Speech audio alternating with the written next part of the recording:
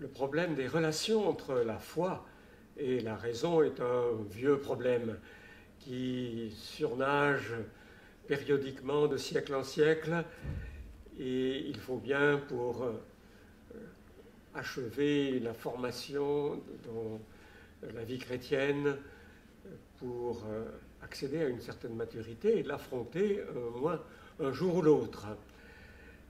Le petit livre que j'ai commis assez récemment, le petit livre intitulé La foi et la raison, est simplement la mise à disposition d'un plus large public de choses qui ont été étudiées dans mon Église, dans un groupe d'études que j'ai le privilège de conduire. Il s'agit donc non pas d'une recherche très fouillée, mais d'un appetizer, comme on peut dire, pour une réflexion plus affinée, plus nourrie d'informations diverses. D'ailleurs, il est possible qu'un volume 2 paraisse. C'est une idée qui est dans les tuyaux, comme on dit. Je précise d'emblée de quelle foi il s'agit et de quelle raison il s'agit. Il s'agit de la foi chrétienne, de la foi formée par la Bible, qui tente d'être fidèle à ce seul document normatif de la foi chrétienne. Quant à la raison, il ne s'agit pas de la raison telle que toutes les cultures humaines ont pu en avoir l'idée. Il s'agit de la raison telle que des siècles de culture occidentale en ont élaboré la notion selon des procédures qui sont assez typiques de la modernité. Il s'agit des rapports donc entre la raison telle qu'elle a une audience non négligeable dans notre monde présent et de la foi chrétienne fidèle à l'Écriture sainte, la Bible. L'essentiel de ce que je cherche à communiquer se résumerait de la manière suivante. Il s'agit d'éviter deux pièges, un piège de gauche, un piège de droite.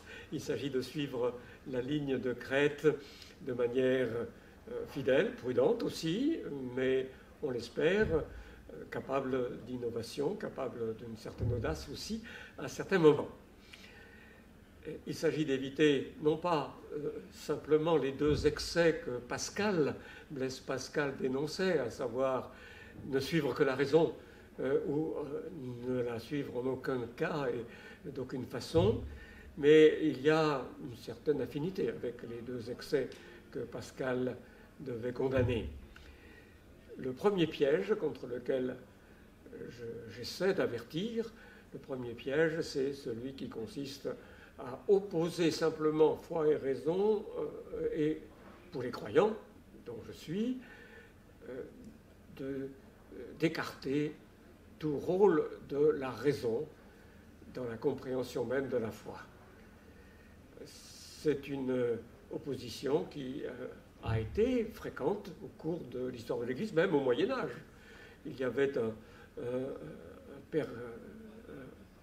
homme qui a été canonisé, qui se vantait de venir à bout des adversaires de la foi avec une mâchoire d'âne, comme Samson l'avait fait dans le livre des Juges de l'Ancien Testament, parce qu'il était ennemi déclaré de la raison. Nos églises évangéliques ne sont pas exemptes de cette tendance, parce que la raison la plus officiellement munie de titres s'opposait à la foi chrétienne. Ils ont préféré se recroqueviller sur l'affirmation de la foi en laissant tout le champ de la raison à l'adversaire et en dénonçant la raison, donc comme, c'est une expression d'ailleurs que Luther avait employée à sa manière, différente de celle que j'évoque en même temps, mais la prostituée du diable. Je comprends que dans leur combat, ils aient été amenés à dévaluer ainsi la raison humaine, mais je pense qu'ils n'ont pas été sur ce point fidèles à l'Écriture sainte elle-même. Nulle part dans l'Écriture, nous ne voyons la raison d'évaluer en tant que telle. C'est la raison qui fonctionne selon les présupposés du monde.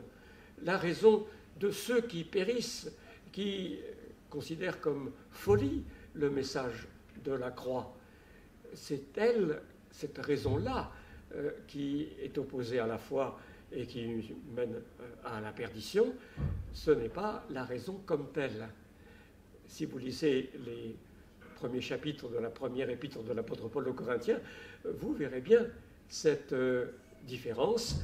C'est la raison de ce siècle, selon cet âge, selon l'esprit du temps, qui est dénoncé, condamné par Dieu, mais c'est une sagesse que l'apôtre Paul veut communiquer aux chrétiens suffisamment mûrs pour la recevoir.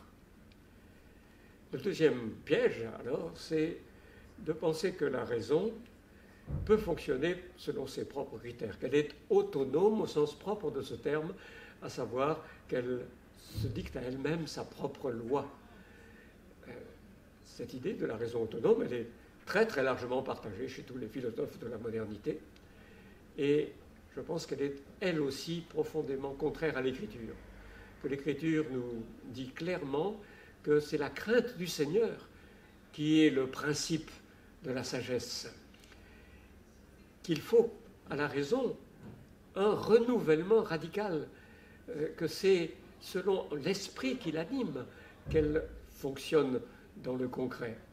C'est pourquoi il y a une raison selon ce monde, qui fonctionne selon les présupposés de ce monde, selon la pseudo-sagesse de l'orgueil, et il y a une raison renouvelée que le Seigneur lui-même conduit et dont il se sert, par laquelle il nous permet de dire oui et amen avec admiration et discernement devant la beauté de ses œuvres.